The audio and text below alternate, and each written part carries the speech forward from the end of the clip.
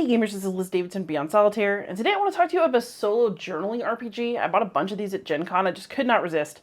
And this one I've been playing a lot, and I really got a kick out of it. It's called Emptor. It's from Exeunt Press.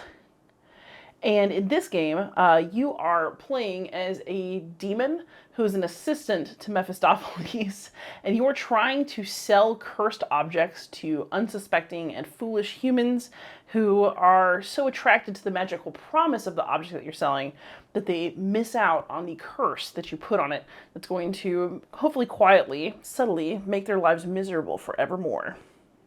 So to play the game, you do need a journal with a pen, but I'm not showing you my journal. I'm still shy about this. But you also need a regular deck of cards, some dice, and I use these dice to track my curses rather than print out a curse sheet again and again, but I'll show you that sheet. So basically the idea of this game, again, is that you are going to sell some artifacts while your boss is out. If you fail, guess what? You are going to be destroyed. That's what you get. Annihilation, baby. So you'll get a standard what you need to play.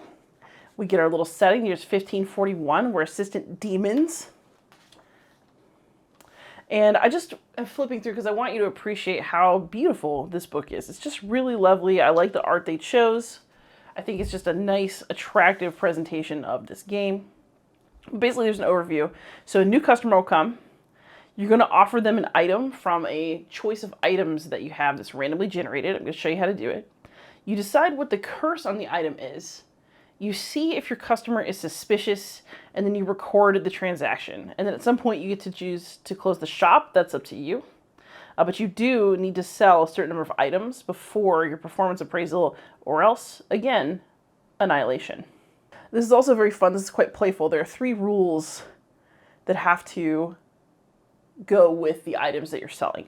One is that you do have to adhere to your promises. The item has to deliver the benefit precisely as it is described, so you can't trick them and sell them a fake. It has to be real. You have to have consequences, but they need to be concealed. So your curse needs to be something insidious, not something big and explosive and sudden. It has to be something that maybe they don't even notice the first couple times they use the item. It's cruel that way. And then irresistible temptation. The item has to seduce the human, exploiting their deepest desires, fears, and weaknesses. So what's happening here is that you have to make this up.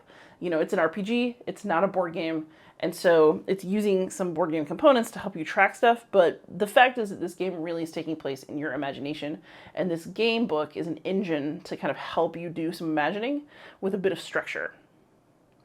But all the excitement of this game comes from you. So basically what will happen is you'll have a new customer that arrives. So you have a customer deck and an item deck. So you'll draw your customer. So in this case, the Jack of Hearts. And we're going to get 3 items that we could offer them. So the hearts and diamonds are in the customer deck. The spades and clubs are in the item deck. And what you're going to do is you're going to look up who the customer is and what the items are on some charts in the back of the book.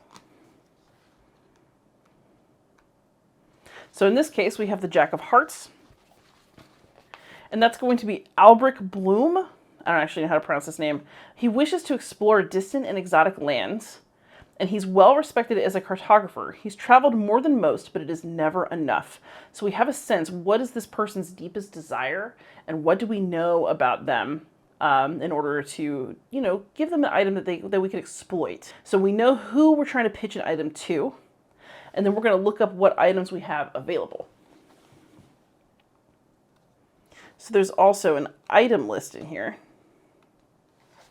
And we're going to look up our items. So our first is the King of Spades item. That is going to be, a map of Wittenberg. It reveals hidden paths and portals within the city.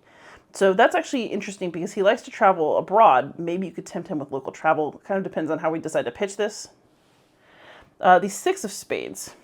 It is a box of desiccated fingers that grants the power to curse enemies. Like, that's kind of sick, but I don't really think that our guy is into that. Then we have the 4 of Clubs, and that is a brass lantern. It lets you hear the thoughts of those illuminated by the light. Again, cool. I actually think the map of Wittenberg might be the best. So basically what we would do is we would do some journaling. So we're going to write about how it is when our buddy comes into the store. You know, we're going to write what we know about him, maybe a conversation that we have. You don't have to do any of this, by the way. RPGs are kind of meant to enjoy as you like, but this is how I like to do it. I like to kind of set the scene, and then I'm like, okay, I look at my items, and then I pick the one that I think is the best, so this is, I think, the map, and then I decide how I want to tempt him with it, and then how I want to curse him. So I think that, like, travelers are always very curious about mysteries. So I think it could be something like, hey, did you know that you don't even know your own home very well? I have this map. It's going to tell you secrets no one's ever known. And, like, that's true. So I'm following the first law. But it makes me think about how we would curse it. And so for that, you have 3 options for, like, kinds of curse that you could do. And so this is another game mechanism. You can't keep using the same curse type repeatedly, and I'm going to tell you why in a moment. But there are 3 kinds of curses here. One is degree. So the item works as promised, but it's to a greater or lesser extent than you would expect. So maybe something's way too powerful, or maybe something's super weak, and you just have to keep trying it again and again. It's very frustrating. Curse type 2 is the cost. So the item works as promised, but using it comes at a terrible cost. And so, like, maybe something makes you age, or maybe something makes you, like, every new thought you have, you forget something, and you can't control which memories you retain. Those sorts of things. And then curse type 3 makes me laugh. It's pedantic. So the item works as promised, but it adheres so strictly to the literal wording that you can get caught on the technicalities. So for example, like a hat grants temporary invisibility, but as part of the curse, the item only works when the user is completely still, and any movement, even a little bit, will immediately break the effect. So it's true, the promises of the item are upheld, but as they say, the devil is in the details. So we've chosen our item. We'd have to choose a curse that has to do with degree or cost, or a pedantic curse. And I don't know, I sort of like the idea of it having a cost. Like maybe it's a walking map, and the more he uses it, the faster he gets tired while traveling.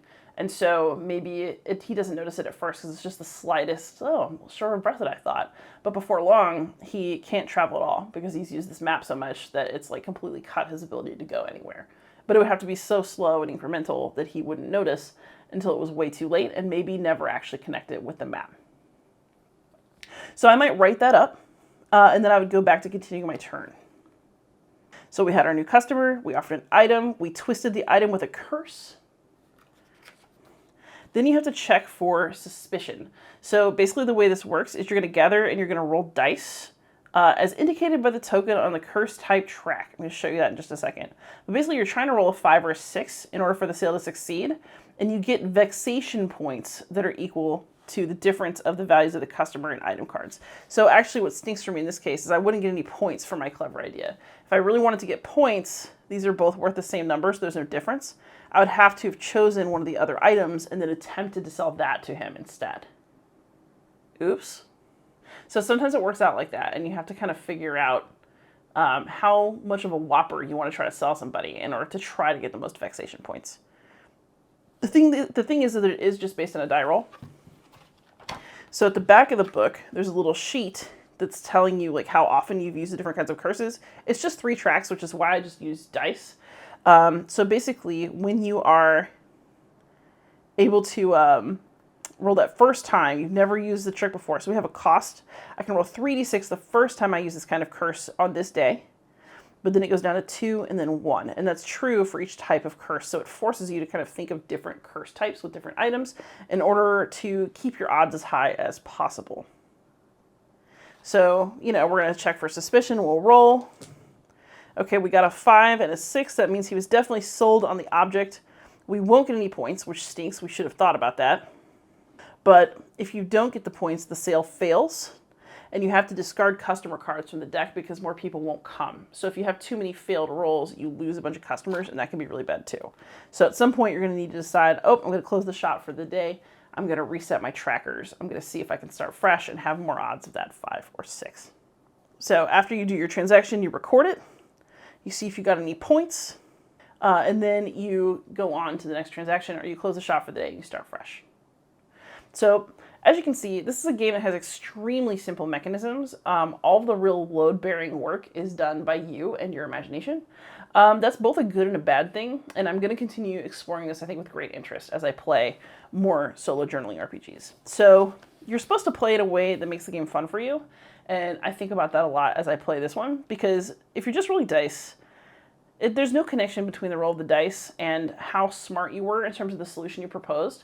So I would occasionally give myself a reroll if I had come up with a sales pitch that I thought was really good and that anybody would be convinced by it, because it just seems silly to put so much effort into a pitch and then have my success be determined by the die roll. I mean, you could just play it as it lays, and that's fine too. And but I occasionally definitely cheated because I thought I deserved the sale. But that's really not the point. The point of this game is to have a really good time and to think of evil things to do to the customers that come into your shop with the items that are available in the shop. And so if thinking through those things and playing with those ideas sounds good to you, then you're going to enjoy this, like win or lose, even without the die rolls. You can just like go through the simulation, have a good time coming up with curses, which I think is really the point. If you're looking for something that's a bit more structured, or that's going to give you more than this book is giving you, it's just not going to happen. And so I'm enjoying this kind of foray into solo RPGs because it's a really different kind of play experience with a really different expectation of me as a player compared with the board games that I tend to play. So I'm hoping to feature these occasionally because I think they're neat. I thought this game was neat. So yeah, be a demon, curse some items, torture some people. Caveat emptor. Happy gaming, everybody.